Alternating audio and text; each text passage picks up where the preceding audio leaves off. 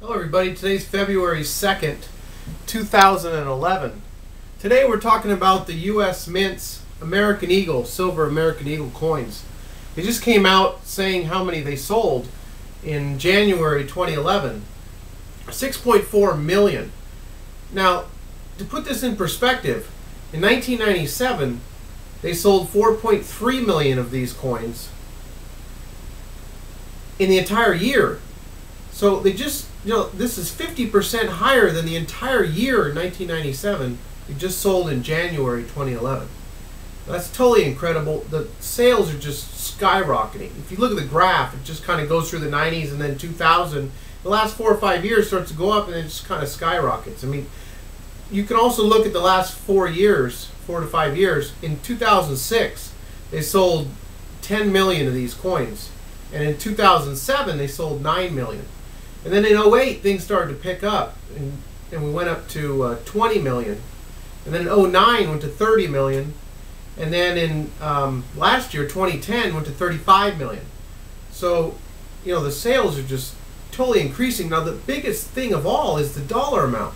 You have to remember, back in 97, I don't remember what it was exactly in 97, but during the 90s, silver was like $5, $6, $7 in that range.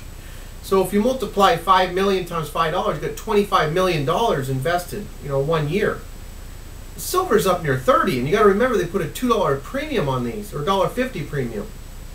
So the government's selling these for around 29, 28. I mean, that's like over $180 million worth of these sold in January in 1 month, versus what in a normal year would be 25 to 30 million in a year. 180 million in 1 month. I mean, the sales are just going gangbusters. I mean, that's just one indication of what's happening in the silver market with the American Eagles. And, in the banks, we have about $14 trillion in U.S. banks. If just 1%, think of that, just 1% people invested into silver, that would be $140 billion.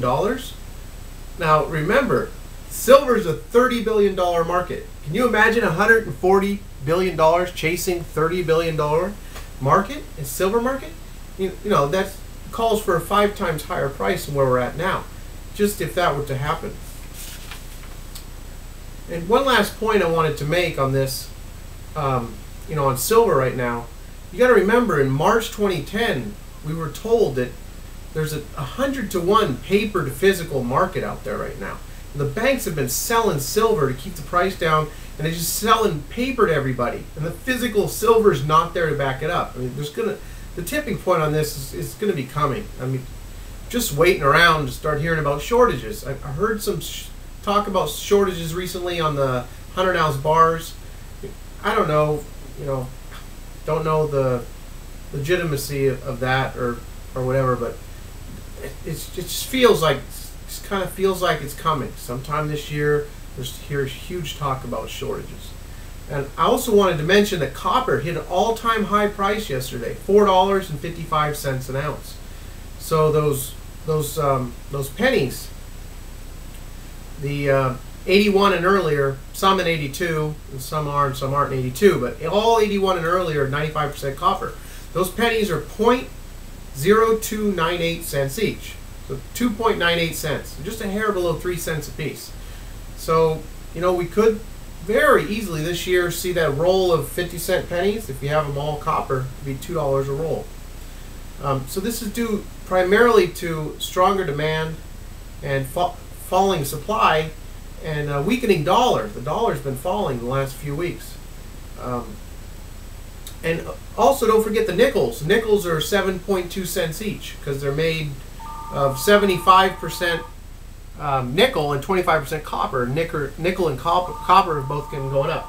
And so that's it for now. Talk to you later. Bye.